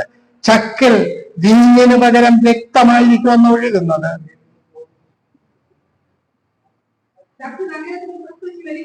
നഗരത്തിന് പുറത്തു വെച്ച് മരിച്ചു. നഗരവാതിലിന് പുറത്തു വെച്ച കർത്താവ് കഷ്ടം അനുഭവിച്ചു. ചക്ക് നഗരത്തിന് പുറത്തു വെച്ചു. നഗരമായി യെരൂശലേം നഗരത്തിന് പുറത്തു വെച്ചാണ് എന്റെ കർത്താവ്, നമ്മുടെ കർത്താവ് രക്തം ചിന്തിയത്. അതിന് പകരമായിട്ട് കടിവാളെന്ന് പറഞ്ഞാൽ ബ്രൈഡൽ, ഈ കടിഞ്ഞാണ്. അതാ ഒരു കുതിരയുടെ ഇത്രയും പൊക്കത്തിൽ വരുന്ന അതിലെ രക്തം ഒഴുകുകയാണ്. 200 നാഴിക ദൂരത്തോളം ഒഴുകുകയാണ്. കർത്താവിന്റെ രക്തത്തിന് പകരമായിട്ട് ഭൂവാസികളുടെ, മത്സരികളുടെ, അവിശ്വാസികളുടെ, ദുഷ്ടന്മാരുടെ, എതിർ ക്രിസ്തുവിന്റെ ആൾക്കാരുടെ രക്തം കുതിരകളുടെ കടിവാളങ്ങളോളം ഉയരുന്നു. യെരൂശലേം നഗരവാതിലിന് പുറത്തു വെച്ച് നടക്കുന്നത് വളരെ ശ്രദ്ധേയമാണ്. നമ്മുടെ കർത്താവ് നഗരവാതിലിന് പുറത്തു വെച്ച് കഷ്ടം അനുഭവിച്ചു. പകരം ദുഷ്ടന്മാർ അനുഭവിക്കുവാൻ പോവുകയാണ്. മഹാദൈവത്തിന്റെ ഹെർമഗദോനിൽ കൂട്ടിച്ചേർത്ത ഈ ഭൂരോജാക്കന്മാരും സൈന്യങ്ങളും ഭൂവാസികളും ഹെർമഗദോനിൽ ഒരുമിച്ച് കൂടുകയാണ്. ഇസ്രയേലിനോടും ദൈവത്തോടും എതിരായിട്ട് അവർ യുദ്ധത്തിന് വരികയാണ്. ഇതിനെക്കുറിച്ച് പറയുന്നുണ്ട് മഹാദൈവത്തിന്റെ അത്താഴം 19-18. രാജാക്കന്മാരുടെ മാംസവും സഹസ്രാധിപന്മാരുടെ മാംസവും വീരന്മാരുടെ മാംസവും കുതിരകളുടെയും കുതിരപ്പുറത്തിരിക്കുന്നവരുടെയും മാംസവും സോദരന്മാരും ദാസന്മാരും ചെറിയവരും വലിയവരുമായ എല്ലാവരുടെയും മാംസവും തിന്മാൻ മഹാദൈവത്തിന്റെ അത്താഴത്തിൽ വന്നുകൊടുക്കുകയും എന്ന് സ്വർഗത്തിൽ സഭ എടുക്കപ്പെട്ട ശേഷം കുഞ്ഞാടിന്റെ കല്യാണവും കുഞ്ഞാടിന്റെ കല്യാണ സദ്യയും നടക്കുന്ന വേളയിൽ ഇവിടെ അവിടെ അങ്ങനെ നടക്കുന്ന മഹാസദ്യയുണ്ട്. അതുപോലെ ഇവിടെ ഒരു മഹാദൈവത്തിന്റെ അത്താഴം നടക്കുന്നുണ്ട്. 19-ാം അധ്യായം 18-ാം വാക്യം ഞാനൊന്ന് അതിനെ എക്സ്പ്ലെയിൻ ചെയ്യാം. 19-ാം അധ്യായം 17-ാം വാക്യം. ദൂതൻ സൂര്യനിൽ നിൽക്കുന്നത് ഞാൻ കണ്ടു. സൂര്യനിൽ നിൽക്കാമോ? ദൈവത്തിന് അസാധ്യമായതൊന്നുമില്ല. സൂര്യനിൽ ഒരു ദൂതൻ നിൽക്കുകയാണ്. അവൻ ആകാശമധ്യേ പറക്കുന്ന സകല പക്ഷികളോടും, ഏത് ആകാശമധ്യേ പറക്കുന്ന, സാധാരണ ചെറിയ പക്ഷികളൊന്നും അത്രയും ഉയരത്തിൽ പറക്കത്തില്ല. ശവം പക്ഷികൾ ആണ് പറക്കുന്നത്. ആകാശമധ്യേ പറക്കുന്ന സകല പക്ഷികളോടും അതിന്റെ വിഭവം എന്താണ്? അതിന്റെ മെനു എന്താണ്? രാജാക്കന്മാരുടെ മാംസം, കമാൻഡർ സഹസ്രാധിപന്മാരുടെ മാംസം, വീരന്മാരുടെ മാംസം, കുതിരകളുടെ മാംസം, കുതിര പുറത്തിരിക്കുന്നവരുടെ മാംസം, സ്വതന്ത്രന്മാര്, ദാസന്മാര്, ചെറിയവര്, വലിയവര്, എല്ലാവരുടെ മാംസം തിന്നുവാൻ മഹാദൈവത്തിന്റെ അത്താഴത്തിന് വന്നുകൂടുവിൻ എന്ന് ഉറക്കെ വിളിച്ചു. ഒരു ഒരു ദൂതൻ ആകാശമധ്യേ നിത്യസുവിശേഷവുമായിട്ട് വന്നു. ദൈവത്തെ ഭയപ്പെടുകയും എന്ന് നിത്യസുവിശേഷം പറഞ്ഞു. അതുപോലെ ഇവിടെ കൂട്ടക്കൊലയ്ക്കായിട്ട് വിളിക്കുകയാണ്. അതിന്റെ ഇത് ആഹാര വിഭവങ്ങൾ പറഞ്ഞു. അവിടെ 19-ാം വാക്യം, കുതിരപ്പുറത്തിരിക്കുന്നവനോടും അവന്റെ സൈന്യത്തോടും യുദ്ധം ചെയ്യുവാൻ മൃഗവും ഭൂരാജാക്കന്മാരും അതിന്റെ സൈന്യങ്ങളും വന്നു. ഇനി 20-ാം വാക്യത്തിന്റെ അവസാനം, കള്ളപ്രവാചകനെയും പിടിച്ചുകെട്ടി മൃഗത്തെയും, 20-ാം വാക്യത്തിൽ മൃഗത്തെയും കള്ളപ്രവാചകനെയും പിടിച്ചുകെട്ടി ഇരുവരെയും ഗന്ധകം തിക്കും. വെള്ളസിംഹാസനം സ്ഥാപിക്കുന്നതിന് മുമ്പ് രണ്ടുപേരെ തീപ്പൊയ്കയിലേക്ക് ഇടുന്നു. സാത്താൻ നേതൃത്വത്തില് ഒന്നാമനെ അവിടെ വിട്ടിരിക്കുകയാണ്. 1000 ആണ്ട് വാഴ്ച കഴിഞ്ഞ് 1000 ആണ്ടേക്ക് അവനെ ചങ്ങലയിട്ട് 1000 ആണ്ട് കഴിയുമ്പോൾ അത് തുറന്നു വിടും. പഴയതുപോലെ അവൻ ചെയ്യുന്നു, അവനെ പിടിച്ചത്. എന്നാൽ സാത്താൻ നേതൃത്വത്തിൽ 2-3 ആൾക്കാർ ഇവിടെ ചെന്ന് പതിക്കുന്നു. അവിടെ കള്ളപ്രവാചകൻ മൃഗത്തെയും, 20-ാം വാക്യത്തിലെ മൃഗത്തെയും, അവസാനം കള്ളപ്രവാചകനെ പിടിച്ചുകെട്ടി ഇരുവരെയും ഗന്ധകം കത്തുന്ന തീപ്പൊയ്കയിൽ ജീവനോടെ തള്ളിക്കളഞ്ഞു. ശേഷിച്ചവരെ കുതിരപ്പുറത്തിരിക്കുന്നവന്റെ വായിൽ നിന്നും പുറപ്പെടുന്ന വാൾ കൊണ്ട് കൊന്നു. അവരുടെ മാംസം തിന്ന് സകലം ചെയ്തു തൃപ്തി വന്നു. വളരെ മാസങ്ങൾ വേണം ഈ ശവശരീരങ്ങൾ നീക്കാൻ. എന്നാൽ പക്ഷികൾ വന്ന് അവർക്ക് ഭക്ഷിച്ച് തൃപ്തി വന്നു എന്നാണ് പറയുന്നത്.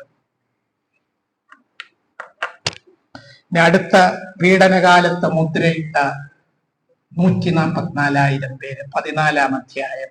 പീഡനകാലത്ത് മുദ്രയിട്ട 144,000 പേര്, 12 ഗോത്രങ്ങളിൽ നിന്നും 12,000 വീതം, ഇസ്രയേൽ ഗോത്രങ്ങളിൽ നിന്നും 1,44,000 പേരെ ജീവനുള്ള ദൈവത്തിന്റെ മുദ്ര നെറ്റിയിൽ ചാർത്തുന്നത്. ഈ അവരുടെ ശുശ്രൂഷ കഴിയുന്നത് വരെ ആർക്കും അവരെ കൊല്ലുവാൻ പാടില്ല. ദൈവത്തിന്റെ വക എന്നുള്ളതാണ് കാണിക്കുന്നത്. അത് വെളിപ്പാട് പുസ്തകം 7-ാം അധ്യായം ആണ് പറയുന്നത്. പീഡനകാലത്ത് മുദ്ര പതിച്ചവരെ കുറിച്ച് വെളിപ്പാട് പുസ്തകം 7-ാം അധ്യായം 1 മുതൽ 8 വരെയാണ് പറയുന്നത്. അതിന്റെ ശേഷം ഭൂമിമേലും കടലിന്മേലും യാതൊരു വൃക്ഷത്തിന്മേലും കാറ്റൂതാതിരിക്കേണ്ടതിന് 4 ദൂതന്മാർ ഭൂമിയിലെ 4 കാറ്റും പിടിച്ചുകൊണ്ട് ഭൂമിയുടെ 4 കോണിലും നിൽക്കുന്നത് ഞാൻ കണ്ടു. മറ്റൊരു ദൂതൻ, ജീവനുള്ള ദൈവത്തിന്റെ 4 ദൂതന്മാർ, അവിടെ കാറ്റടിക്കുന്നില്ല, ഇലകളൊന്നും അനങ്ങുന്നില്ല, അവിടെ നിശബ്ദമായി നിൽക്കുകയാണ്. അന്നേരം മറ്റൊരു ദൂതൻ ജീവനുള്ള ദൈവത്തിന്റെ മുദ്രയുമായി കിഴക്ക് നിന്ന് കയറുന്നത് കണ്ടു. അവൻ ഭൂമിക്കും സമുദ്രത്തിനും കേടുവരുത്തുവാൻ അധികാരം ലഭിച്ച 4 ദൂതന്മാരോട്, അന്നേരം 4 ദൂതന്മാര് കേടുവരുത്താൻ വന്നവരാണ്. അവരോട് പറയാം, നമ്മുടെ ദൈവത്തിന്റെ ദാസന്മാരുടെ നെറ്റിയിൽ ഞങ്ങൾ മുദ്രയിട്ട് കഴിയുവോളം ഭൂമിക്കും സമുദ്രത്തിനും വൃക്ഷത്തിനും കേടുവരുത്തരുത് എന്ന് ഉറക്ക വിളിച്ചു പറഞ്ഞു. മുദ്രയേറ്റവരുടെ എണ്ണവും ഞാൻ കേട്ടു. ഇസ്രയേൽ മക്കളുടെ സകല ഗോത്രങ്ങളിൽ നിന്നും മുദ്രയേറ്റവർ 144,000 പേര്. പിന്നെ അവരെ തന്നെ 14 അധ്യായം 1 മുതൽ 5 വരെ ഈ കൂട്ടരെ നമുക്ക് വീണ്ടും കാണാവുന്നതാണ്. 14 അധ്യായം 1 മുതൽ 7 അധ്യായത്തില് റിക്രൂട്ട് ചെയ്ത് ഇനി അവര് സിയോൻ മലയിൽ നിൽക്കുകയാണ്. അവനോട് കൂടെ നെറ്റിയിൽ അവന്റെ നാമവും പിതാവിന്റെ നാമവും എഴുതിയിരിക്കുന്ന 144,000 പേര് നിൽക്കുന്നത് കണ്ടു. പെരുവെള്ളത്തിന്റെ ഇരട്ടി പോലെയും വലിയോ നെടിമുഴക്കം പോലെയും സ്വർഗ്ഗത്തിൽ നിന്ന് ഒരു ഘോഷം കേട്ടു. ഞാൻ കേട്ട ഘോഷം വൈദികമാർ വിഷം വെക്കുന്നത് പോലെയാണ്. അത്ര മതി. 7 അധ്യായത്തില് 6ഉം 7ഉം മുദ്രകൾക്കിടയിൽ 2 കൂട്ടർ സർവശക്തനായ ദൈവത്തിന്റെയും കുഞ്ഞാടിന്റെയും കോപത്തിൽ നിന്ന് സംരക്ഷിതരായിട്ട് നിൽക്കുന്നതായിട്ട് കാണുന്നു. ഒന്നാമത്തെ കൂട്ടർ 7 അധ്യായം 1 മുതൽ 8 വരെ ഇസ്രയേൽ ഗോത്രത്തിലെ 1,44,000 പേര്. രണ്ടാമത്തെ കൂട്ടരെ നമുക്ക് 7 അധ്യായം 9 മുതൽ 17 വരെയുള്ള വാക്യങ്ങളിൽ ദൈവരാജ്യത്തിന്റെ സുവിശേഷം കേട്ട് അവര് സകല ജാതികളിലും ഭാഷകളിലും ഗോത്രങ്ങളിലുമുള്ള ഒരു കൂട്ടർ അവിടെ നിൽക്കുന്നു. ഒരു 144,000 പേരും പിന്നെ ഒരു ജാതികളുടെ കൂട്ടവും അവര് സിയോൻ മലയിൽ നിൽക്കുന്നു. 8 അധ്യായത്തിൽ മുദ്ര പൊട്ടിക്കുന്നതിന് മുമ്പാണ് ഇത് നടക്കുന്നത്. ഇരു കൂട്ടരെ സംബന്ധിച്ചും പ്രത്യേകതയുള്ളത് ഇവര് മഹാപീഡന കാലത്തില് കൂടെ കടന്ന് വന്നവരാണ്. 7 അധ്യായം 1 വാക്യം ഒന്നും കൂടെ വായിക്കാം.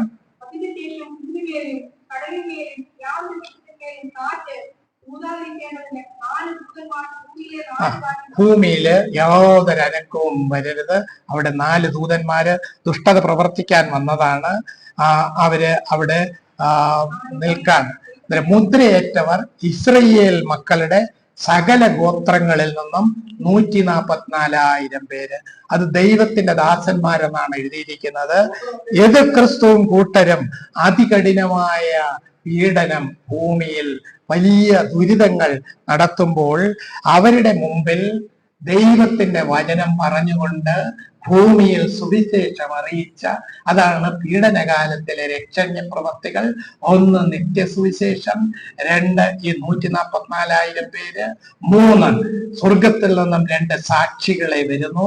അവരും ഭൂമിയിൽ 1260 ദിവസം 3.5 വർഷക്കാലം അവർ യെരുശലേം നഗരം ചവിട്ടും. യെരുശലേം നഗരത്തിൽ പ്രവചിക്കും. അനേകര് രക്ഷയുടെ ഭാഗത്തേക്ക് വരുവാനിടയാകും. 144,000 പേരുടെ മുദ്ര അവരെ വേർതിരിച്ചിരിക്കുന്നത് സ്വർഗത്തിലെ ദൈവത്തിന്റെ വചനം പറയുവാനാണ്. അന്നേരം ഇസ്രയേൽ ഗോത്രം എന്ന് പറയുന്നത് ഇസഹാക്കിന്റെ മകൻ യാക്കോബിനുണ്ടായ 12 മക്കളിൽ ഇസ്രയേൽ ഗോത്രത്തെ, അത് 12 ഗോത്രങ്ങളെയാണ് ഇസ്രയേൽ ഗോത്രം എന്ന് പറയുന്നത്. അന്നേരം ദൈവത്തിന്റെ ഈ സംരക്ഷണ മുദ്ര 144,000 പേർ പീഡനകാലത്ത് ദൈവരാജ്യത്തിന്റെ സുവിശേഷം അറിയിക്കുവാനായിട്ട് തെരഞ്ഞെടുത്ത മുദ്ര ഉടമസ്ഥാവകാശത്തെ കാണിക്കുന്നു. ദൈവത്തിന്റെ വകയെന്ന് കാണിക്കുന്നു. സഭ ഭൂമിയിൽ നിന്നും എടുക്കപ്പെട്ടു, ഉത്പ്രാവണം വഴിയായി എടുക്കപ്പെട്ടു, സ്വർഗത്തിലേക്ക് എടുത്തതിന് ശേഷമാണ് ഭൂമിയിൽ ഇത്, അതും സുവിശേഷീകരണമാണ്. അവര് 14 അധ്യായത്തില് അവര് സിയോൻ മലയിൽ കുഞ്ഞാടിനോടൊപ്പം നിൽക്കുകയാണ്. അവര് പിന്നെ 7 അധ്യായത്തില് അവിടെയും ജീവനുള്ള ദൈവത്തിന്റെ മുദ്രയിട്ടവരെയും ഇവിടെയും ആ 147ഉം 14ഉം അധ്യായങ്ങളില് ഈ 144,000 പേരെ ആദ്യം അവരെ മുദ്രയിടുന്നു. പിന്നീട് അവരുടെ പ്രവർത്തനം കാണുന്നു. മുദ്ര എന്ന് പറഞ്ഞാൽ ഉടമസ്ഥാവകാശമാണ്.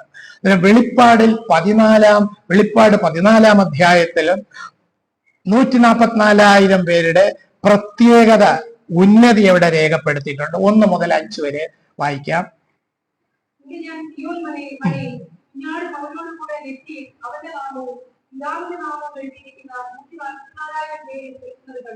പെരുവെള്ളത്തിന്റെ ഇരട്ടി പോലെയും വലിയൊരു ഇടിമുഴക്കം പോലെയും സ്വർഗ്ഗത്തിൽ ഒരു ഘോഷം കേട്ടു. ഞാൻ കേട്ട ഘോഷം വൈദികമാർ വിജയം വെക്കുന്നത് പോലെയായിരുന്നു. അവർ സിംഹാസനത്തിനും 4 ജീവികൾക്കും മൂപ്പന്മാർക്ക് മുൻപാകെ ഒരു പുതിയ പാട്ട് പാടി.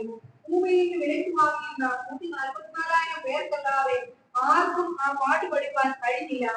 അവർ കന്യകമാരാകിയാൽ സ്ത്രീകളോടുകൂടെ മലിനപ്പെടാത്തവർ കുഞ്ഞാട് പോകുന്നിടത്തൊക്കെയും അവർ അവനെ അനുഗമിക്കുന്നു. മതി.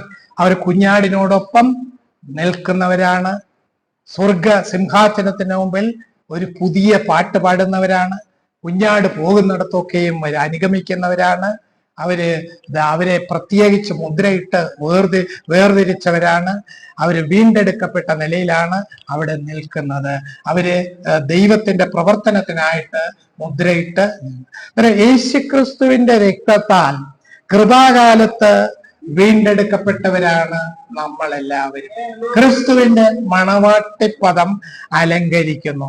എന്നാൽ സഭ ഭൂമിയിൽ നിന്നും എടുക്കപ്പെട്ട ശേഷം പീഡനകാലത്ത് 144,000 പേര്. ഇത് ഏതൊക്കെ ഗോത്രത്തിൽ നിന്നും 12,000 വീതം എടുക്കുക എന്നതൊക്കെ തർക്ക വിഷയമാണ്. അതിലേക്ക് നാം കടക്കേണ്ട കാര്യമില്ല. ചില ഗോത്രത്തെ അതില് ചിലത് ഉണ്ട്, പ്രശ്നങ്ങളുണ്ട്, വിവിധമായിട്ടുള്ള അഭിപ്രായമുണ്ടെങ്കിലും നമുക്കത് ചിന്തിക്കുവാനുള്ളത് ദൈവം ചെയ്യുന്നത് അതുപോലെ വിശ്വസിക്കുക എന്നുള്ളതാണ്. എങ്ങനെയാണ് 12,000? എന്നാൽ ഈ 144,000 പേര് മാത്രമേ മുദ്രയുള്ളൂ. ചില ആൾക്കാർ പറയും ഞങ്ങളാണ് 144,000 പേരെന്ന് പറയുന്നവരുണ്ട്. നമ്മളെല്ലാം മറ്റുള്ളവരെല്ലാം നരകത്തിൽ പോകും.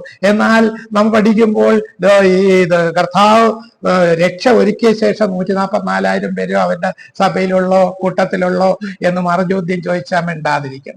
എന്നാൽ നമ്മൾ ചിന്തിക്കേണ്ടത് ഈ 144,000 പേരെ ദൈവം തിരഞ്ഞെടുത്തത് കർത്താവിന്റെ സുവിശേഷം ആ പീഡനകാലത്ത് അറിയിക്കുവാനാണ്. ഏതൊക്കെയാണ്? ഒന്ന്, നിത്യസുവിശേഷം. രണ്ട്, 144,000 പേര്. മൂന്നാമത് സ്വർഗത്തിൽ നിന്നും 2 സാക്ഷികൾ.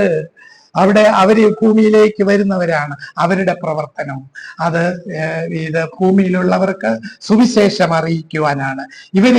ഈ 144,000 പേരും രക്ഷിക്കപ്പെട്ട ദൈവമക്കളാണ്. അവര് സീയോൻ മലയിൽ കുഞ്ഞാടിനോടൊപ്പം നിൽക്കുന്നതാണ്. എന്നാൽ ഇവർ മണവാട്ടിപ്പദം അവർക്ക് മണവാട്ടിപ്പദമല്ല. അവര് പ്രത്യേകിച്ച് സഭ ഭൂമിയിൽ നിന്നും എടുക്കപ്പെട്ട ശേഷമാണ്. ഇനി അടുത്തതിലേക്ക് കടക്കുമ്പോൾ പീഡനകാലത്തിലെ 2 സാക്ഷികൾ, 144,000 പേരെ ദൈവം റിക്രൂട്ട് ചെയ്ത് സുവിശേഷം അറിയിക്കുവാൻ. ഇനി അടുത്ത ദൈവത്തിന്റെ രക്ഷണ്യ പ്രവൃത്തി, മഹാപീഡനകാലത്ത് 2 സാക്ഷികൾ, ദൈവത്തിന്റെ 2 അഭിഷിക്തന്മാർ ഭൂമിയിലേക്ക് വരുന്നു. 11-ാം അധ്യായം 3-ാം വാക്യം. എന്റെ ദൈവത്തിന്റെ സാക്ഷികൾക്ക്, ദൈവത്തിന്റെ സാക്ഷ്യം പറയുന്നവർക്ക് വരം നൽകും.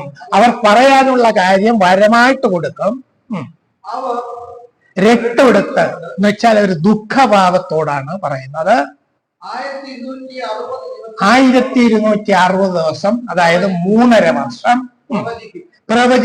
പ്രവചിക്കും എന്ന് പറഞ്ഞാൽ ഈ പുസ്തകത്തിലെ കാര്യം, അയ്യോ ഭൂവാസികളെ രക്ഷിക്കപ്പെടുവേൻ, നിങ്ങൾ നിത്യ നരകത്തിലേക്ക് പോകും, യേശുക്രിസ്തുവിൽ വിശ്വസിക്കുക എന്ന് പറയുന്നത് അവര് പ്രവചിക്കും.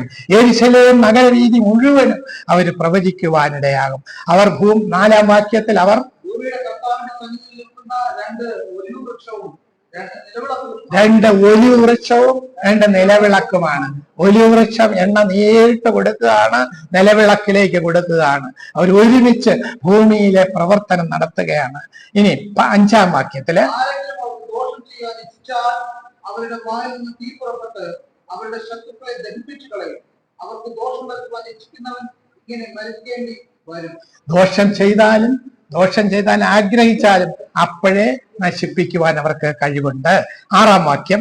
അവരുടെ പ്രവചനകാലത്ത്, ഈ പ്രവചന കാലത്ത് മഴ പെയ്യാതെ ആകാശം അടച്ചു കളയാൻ അവർക്ക് അധികാരമുണ്ട്. അതുകൊണ്ടാണ് ഇതിൽ ഒരാൾ ഏലിയാവെന്ന് പറയുന്നത്.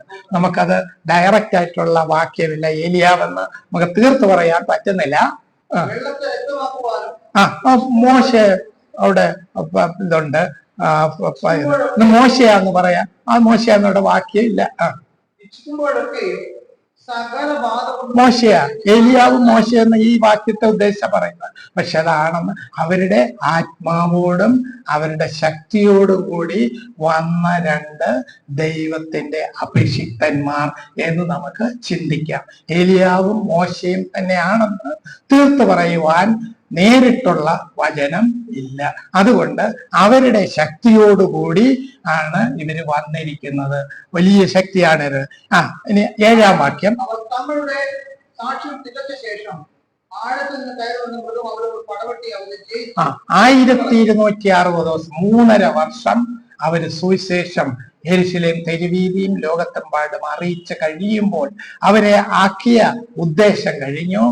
ആഴത്തിൽ നിന്നും മൃഗം വന്ന് ഇവരെ കൊന്നുകളയും. അവരുടെ കർത്താവ് ക്രൂശിക്കപ്പെട്ടതും സോദോം ഇന്ന് സോദോമിന് തുല്യമാണ്. അസന്മാർഗീയ പ്രവർത്തനങ്ങളാണ് നടക്കുന്നത്. അന്ന് യെരുശലേം പുണ്യനഗരമാണെന്ന് അറിയപ്പെടുന്നുവെങ്കിൽ ഇന്ന് സോദോമും മിസ്രയീമിനും തുല്യമായിട്ടുള്ള സ്ഥലമാണ്. ആ തെരുവീതിയിൽ ഈ അഭിഷക്തന്മാരുടെ ചരം അവിടെ കിടക്കും. 9-ാം വാക്യം. സകല വംശക്കാരും ഗോത്രക്കാരും ഭാഷക്കാരും ജാതിക്കാരും അവരുടെ ശവം 3.5 ദിവസം കാണും. അവരുടെ ശവം കല്ലറയിൽ വെക്കാൻ സമ്മതിക്കുകയില്ല. ഭൂലോകം മുഴുവനും കാണും. ടി വി വരുന്നതിന് മുമ്പ് നമുക്കത് വിശ്വസിക്കാൻ ഒക്കത്തില്ലായിരുന്നു. ഇപ്പൊ അവിടെ നടക്കുന്ന ഉടൻ തന്നെ എവിടെയും ചെന്നെത്തുക. അന്നേരം സകല വംശക്കാരും ഗോത്രക്കാരും ഭാഷക്കാരും ജാതിക്കാരും അവരുടെ ശവം 3.5 ദിവസം കാണും. അവർക്ക് കൊന്നിട്ടും മരിച്ചം തീരുന്നില്ല. ശവം കല്ലറയിൽ വെപ്പാൻ സമ്മതിക്കയില്ല. പല രാജാക്കന്മാരും യുദ്ധങ്ങൾ ചെയ്തിട്ട് അവരെ കൊന്നു കഴിഞ്ഞിട്ട് ആ രാജാവിന്റെ ശരീരം എടുത്തുകൊണ്ട് മതിലിന്മേൽ കെട്ടിത്തൂക്കുക, മരത്തിൽ കെട്ടിത്തൂക്കുക. അതുപോലെ ശവത്തെ അപമാനിക്കുകയാണ്, അഭിഷിക്തന്മാരെ അപമാനിക്കുക. എന്നാൽ അവരത് കണക്ക് കൊടുക്കേണ്ടി വരും. ഈ പ്രവാചകന്മാർ ഭൂമിയിൽ വസിക്കുന്നവരെ ദണ്ഡിപ്പിച്ചത് കൊണ്ട് ഭൂവാസികൾ അവർ നിമിത്തം സന്തോഷിച്ച് ആനന്ദിക്കുകയും അന്യോന്യം സമ്മാനം കൊടുത്തയക്കുകയും ചെയ്യും. അവര് ദണ്ഡിപ്പിച്ചു എന്നാ പറയുന്നത്. നല്ല കാര്യം പറഞ്ഞാലും ദണ്ഡനമാണ്. ദൈവത്തെ ഭയപ്പെടുക, ദൈവത്തെ മാത്രം നമസ്കരിക്കുക എന്ന് പറയുന്നത് അവരുടെ ഭാഷയിൽ ദണ്ഡനമാണ്. ഈ പ്രവാചകന്മാർ ഇരുവരും ഭൂമിയിൽ വസിക്കുന്നവരെ ദണ്ഡിപ്പിച്ചുകൊണ്ട് ഭൂവാസികൾ എന്ന് പറഞ്ഞാൽ രക്ഷിക്കപ്പെടാത്ത അവിശ്വാസികൾ അവർ നിമിത്തം സന്തോഷിച്ച് ഭൂമിയിലുള്ളവരെല്ലാം അന്യോന്യം സമ്മാനം കൊടുത്തയക്കും. പ്രസന്റേഷൻ വരെ കൊടുക്കുകയാണ്. ശവം അവിടെ കിടക്കുന്ന അതിനെ കൊന്നു തീർത്തു, ശല്യം ഒഴിഞ്ഞു എന്ന് പറഞ്ഞു. 11-ാം വാക്യം. 3.5 ദിവസം കഴിഞ്ഞ ശേഷം കാലൂന്നി നിന്നു. ലോകമെമ്പാടും കാണും. സ്തബ്ധരായിട്ട് അതിശയിച്ച് അവിടെ നോക്കി നിൽക്കുകയാണ്. അവരെ കണ്ടവർ ഭയപരവച്ച് മരിച്ചുപോയവര് കാലൂന്നി നിൽക്കുന്നു. നാറ്റം പിടിച്ച അവസ്ഥ. എത്ര ദിവസങ്ങൾ കഴിഞ്ഞു. പിന്നെ 12-ാം വാക്യം. ഇവിടെ കയറി വരുവിൻ. 4-ാം അധ്യായം 1-ാം വാക്യത്തിൽ നമുക്ക് കേട്ടതാണ്. സഭയെ കേൾക്കാൻ പോവുകയാണ്. കർത്താവ് താൻ ഗംഭീരനാഥത്തോടെ കേൾക്കുവാൻ പോവുകയാണ്. ഇവിടെ കയറി വരുവിൻ. കേട്ടു. സ്വർഗത്തിലേക്ക് കയറി നോക്കിക്കൊണ്ടിരുന്നു. അല്ലയോ ഗലീല പുരുഷന്മാരെ നിങ്ങൾ നോക്കി. അതുപോലെയാണ് ഇവർ നോക്കിക്കൊണ്ടിരിക്കുകയാണ്. എന്നാൽ അവരുടെ ആ നാഴികയിൽ വലിയൊരു ഭൂകമ്പം ഉണ്ടായി. നഗരത്തിൽ 10 ഇടിഞ്ഞു വീണു. ഭൂകമ്പത്തിൽ 7000 പേർ മരിച്ചുപോയി. ശേഷിച്ചവർ ദൈവത്തിന് മഹത്വം കൊടുത്തു. അവര് ചിലര് ദൈവത്തെ ഇത് ദൈവത്തിന്റെ കൈയാണെന്ന് മനസ്സിലാക്കുവാൻ ഇടയായി. 2 സാക്ഷികൾ സ്വർഗത്തിൽ നിന്നും ഭൂമിയിൽ വന്ന് 1260 ദിവസം യെരുശലേം വീതിയില് ചവിട്ടി ദൈവത്തിന്റെ പ്രവചനം പറഞ്ഞു. അവരെ ദണ്ഡിപ്പിച്ചു എന്നാണ് അവര് പറഞ്ഞത്. എന്നാൽ അവരെ കൊന്നു. ദൈവത്തിന്റെ പ്രവർത്തനം അവിടെ നടക്കുവാൻ ഇടയാകുന്നു. 11-ാം അധ്യായം 3-ാം വാക്യം ഒന്നും കൂടെ വായിക്കാം. അന്ന് ഞാൻ എന്റെ 2 സാക്ഷികൾക്കും വരം നൽകും. അന്ന് എന്ന് പറഞ്ഞാൽ യെരുശലേം നഗരത്തില് എതിർ ക്രിസ്തുവും കൂട്ടരും ചവിട്ടി മെതിക്കുന്ന കാലത്ത്, പീഡകൾ ഏറ്റവും വർദ്ധിക്കുന്ന കാലത്ത് 2 പേരെ റിക്രൂട്ട് ചെയ്ത് ഭൂമിയിലേക്ക് അയക്കുന്നു. അവര് 42 മാസം 1260 ദിവസം 3.5 വർഷം ഭൂമിയില് സാക്ഷികളുടെ വരവ് ഇതെല്ലാം അവിടെ രേഖപ്പെടുത്തിയിട്ടുണ്ട്. അവരുടെ പ്രവർത്തന സമയം 1260 ദിവസമാണ്. പ്രവചനമാണ് അവർ പറയുന്നത്, ദൈവവചനമാണ് അവർ പറയുന്നത്. മഹാപീഡനകാലത്ത് ഭൂമിയില് ദൈവത്തിന്റെ പ്രവർത്തനത്തിനായിട്ട് വരം നൽകിയ 2 അഭിഷിക്തന്മാരാണ്. അവരുടെ പ്രത്യേകത, അവരാരാണെന്ന് തിരുവചനത്തിൽ പറഞ്ഞിട്ടില്ല, എന്നാൽ അവരുടെ പ്രത്യേകത പറഞ്ഞിട്ടുണ്ട്, പ്രവർത്തന രീതി പറഞ്ഞിട്ടുണ്ട്, അധികാരം പറഞ്ഞിട്ടുണ്ട്, അവരുടെ അന്ത്യം പറഞ്ഞിട്ടുണ്ട്. എന്നാൽ ആരാണെന്ന് പറഞ്ഞിട്ടില്ല. അതിലേക്ക് നാം കയറി ഏലിയാവോ മോശയോ എന്ന് തീർത്ത് പറയുവാൻ മോശയും ഏലിയാവും ആയിരിക്കാം എന്നാണ് പൊതുവെ എല്ലാവരും പറയുന്നത്. അവരാണെന്ന് ഞാൻ പറഞ്ഞതുപോലെ നമുക്കത് തീർത്ത് പറയുവാൻ പേരെടുത്ത് പറഞ്ഞിട്ടില്ലേ ആത്തയാൾ. കഴിഞ്ഞ ദിവസം ഞാനൊരു വാക്യം എപ്പോഴും നമ്മൾ ഓർക്കേണ്ടതാണ്. ആവർത്തന പുസ്തകം 29-28. ആവർത്തന പുസ്തകം 29-28. മറഞ്ഞിരിക്കുന്ന കാര്യങ്ങൾ നമ്മുടെ ദൈവമായ യഹോവയ്ക്കത്രേ, വെളിപ്പെട്ടിരിക്കുന്നവയോ നാം. ഈ കാര്യങ്ങള് നമ്മൾ അതിലേക്ക് ചകഞ്ഞു നോക്കേണ്ട കാര്യമില്ല. ഇതെല്ലാം മുഖാമുഖം ദൈവസന്നിധിയിൽ ചെല്ലുമ്പോൾ ഈ ചോദ്യങ്ങൾക്കെല്ലാം ഉത്തരം ശരിയായ രീതിയിൽ ലഭിക്കും. മോശയും ഏലിയാവും അല്ലെങ്കിൽ മോശയുടെയും ഏലിയാവിന്റെയും ആത്മാവോടും ശക്തിയോടും കൂടി വന്ന 2 പേരായിരിക്കാം. പ്രവാചക ശുശ്രൂഷയാണ് അവർ ചെയ്തത്. അവര് 1260 ദിവസം. ഇതിനെ പല വിധത്തിൽ പറയുന്നുണ്ട്, പല പേരുകളിൽ പറയുന്നുണ്ട്. കാലവും കാലങ്ങളും കാലാർദ്ധവും 3.5 വർഷം. പിന്നെ ആഴ്ചവട്ടത്തിന്റെ മധ്യേ, പിന്നെ 1260 ദിവസം, ഒരു കാലം, ഇരുകാലം, അരക്കാലം, 2, 1, അര, 3.5, 42 മാസം. ഇങ്ങനെ വേദപുസ്തകത്തിൽ വിവിധ സ്ഥലങ്ങളില് ഇത് പറഞ്ഞിട്ടുണ്ട്. അവർ രട്ടെടുത്തുകൊണ്ടാണ് പ്രവചിക്കുന്നത്. അവര് വളരെ സങ്കടത്തോടുകൂടി ഈ ഭൂവാസികൾക്ക് വരുവാൻ പോകുന്ന കൂട്ടക്കൊലയെ കുറിച്ച്, നരകത്തിയെ കുറിച്ച് പറയാം. സാക്ഷ്യ സമയത്ത് അവരെ കൊല്ലുവാൻ അവർക്ക് ആർക്കും കഴിഞ്ഞില്ല. എന്നാൽ ദൈവം അനുവദിച്ച സമയത്ത്, അവര് ശുശ്രൂഷ തീർന്നപ്പോൾ മൃഗം വന്ന് കൊന്നു. അത് മൃഗത്തിന് ശക്തി ലഭിച്ചത് കൊണ്ടല്ല, സ്വർഗത്തിലെ ദൈവം അനുവദിച്ചത് കൊണ്ടാണ്.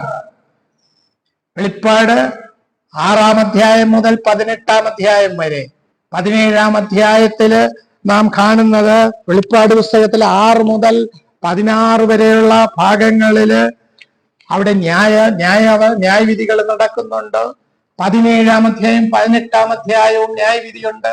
17-ാം അധ്യായത്തില് മതപരമായ ബാബിലോൺ, അവിടെ വലിയ മതത്തിന്റെ നേതാവായിട്ട് വരും, ചുരുക്കി കള്ളപ്രവാചകൻ എന്ന് പറയാം.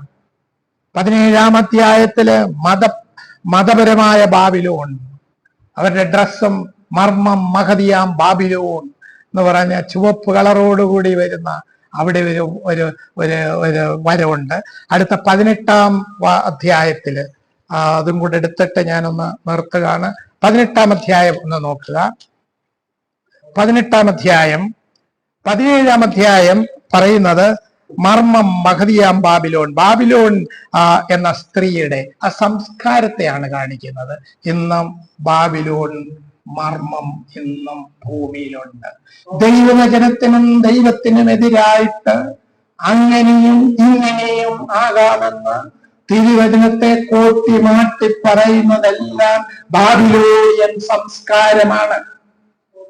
ദൈവവചനത്തിനെതിരായിട്ട് വചനത്തില് മായം ചേർത്തുകൊണ്ട് സംസാരിക്കുന്നതെല്ലാം ഈ ബാബിലോണിൽ നിന്നും വന്നതാണ്, മതപരമായ ബാബിലോണിൽ നിന്നും.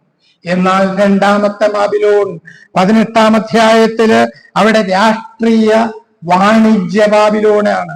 അതായത് അവിടെ ഭൂമിയിലെ ഏറ്റവും കച്ചവടത്തിന്റെ കേന്ദ്രമായ ബാബിലോൺ ഒരു നിമിഷം കൊണ്ട് നശിക്കുവാൻ പോകുകയാണ്. അവിടെ നോക്കുക, 18-ാം അധ്യായം 11 മുതൽ ഉള്ള വാക്യങ്ങൾ. 10-ാം വാക്യത്തില് 10-ാം വാക്യം വായിക്കുക. അയ്യോ,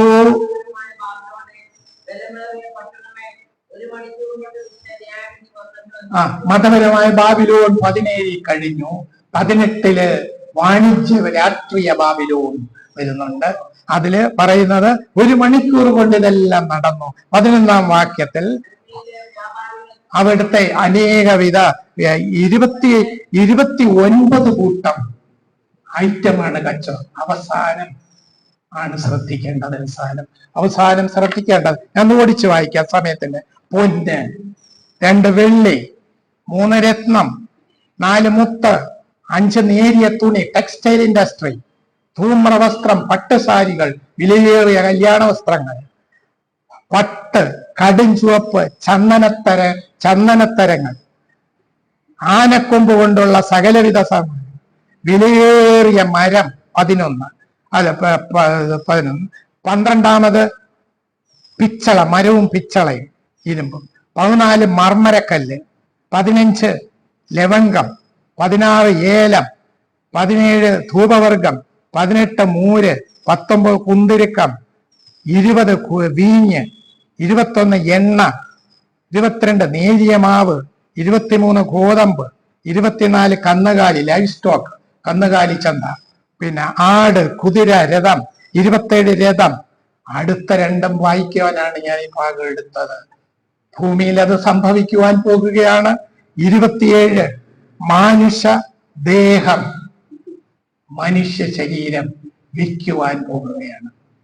മനുഷ്യൻ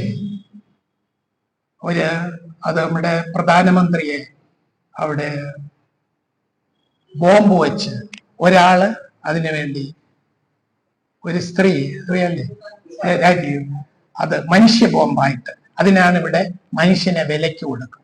മാനുഷദേഹം അതിനായിട്ടാണ്. ഇനി അടുത്തത് മനുഷ്യ പ്രാണൻ. പ്രാണൻ എന്ന് പറഞ്ഞാൽ ഹാർട്ടും ശരീരത്തിന്റെ, ഇതൊക്കെ സൂപ്പർ മാർക്കറ്റില് കിട്ടാൻ പോകുന്ന ഐറ്റമാണ്. ബാബിലോൺ കമ്പോളത്തിൽ കിട്ടാൻ പോകുന്നത് മനുഷ്യദേഹം, മനുഷ്യൻ എന്നീ ചരക്കുകളാണ്. അന്ന് ജീവിക്കുന്നവരിൽ ചരക്കുകളായിട്ട് മാറുകയാണ്, വ്യാപാര ചരക്കുകൾ. എന്നാൽ സ്തോത്രം, നാം ദൈവസന്നിധിയിലായിരിക്കുന്നു. ബാബിലോണിയൻ സംസ്കാരത്തിൽ നിന്നും മാറ്റപ്പെടുവാനിടയായി. ദൈവത്തിന്റെ സാക്ഷികളും തങ്ങളുടെ സാക്ഷ്യം തികച്ച ശേഷം അവിടെ മരിച്ചുവെങ്കിലും അവര് ഈ ദിവസം കഴിഞ്ഞപ്പോൾ ജീവന്മേലും മരണത്തിന്മേലും അധികാരമുള്ള ദൈവത്തിന്റെ വാക്കിനാൽ അവര് ഉയർത്തെഴുന്നേറ്റ് സ്വർഗത്തിലേക്ക് എടുത്തു. ദൈവത്തിന്റെ സാക്ഷികൾക്കും ജീവൻ ലഭിച്ച് നഗരവീതിയിൽ എഴുന്നേറ്റ് നിൽക്കുന്ന വേളയിൽ സ്വർഗത്തിൽ ഒരു മഹാശബ്ദം കേട്ടു. ഇവിടെ കയറി വരിക എന്നുള്ളൊരു ശബ്ദം. അവരുടെ പുനരുത്ഥാനമായിരുന്നു. അവിടെ അവര് കയറി ചെല്ലുവാൻ ഇടയായി. നമ്മുടെ കർത്താവ് യെരൂശലേം തെരുവീതിയിൽ പീഡിപ്പിക്കപ്പെട്ടു എങ്കിൽ ഇവിടെ പ്രവാചകന്മാർ 2 പേരും അവിടെ അവരുടെ ശവത്തെ പോലും അപമാനിച്ചിടണം. എന്നാൽ ദൈവം ഈ ഭൂവാസികൾക്ക് ഒരു മുന്നറിയിപ്പായിട്ട് ഇവിടെ കയറി വരുമെന്ന് പറഞ്ഞ് പുനരുത്ഥാനം കൊടുത്ത് അസാധ്യങ്ങളെ സാധ്യമാക്കുന്ന ദൈവം ജീവിച്ചിരിക്കുന്നു. ഹല്ലേലൂയ. ഇനി 7 അധ്യായങ്ങളാണ്, ചെറിയ ചെറിയ അധ്യായങ്ങളാണ്. അത് കഴിഞ്ഞ് ചില ചോദ്യങ്ങളുടെ ഉത്തരവും പരീക്ഷയുടെ മറ്റു കാര്യങ്ങളും എല്ലാം പറയുന്നതായിരിക്കും. നാളെ ആണ് അവസാനത്തെ ക്ലാസ്. തുടർന്ന് പ്രാർത്ഥിച്ച് നമുക്ക് അവസാനിപ്പിക്കാം.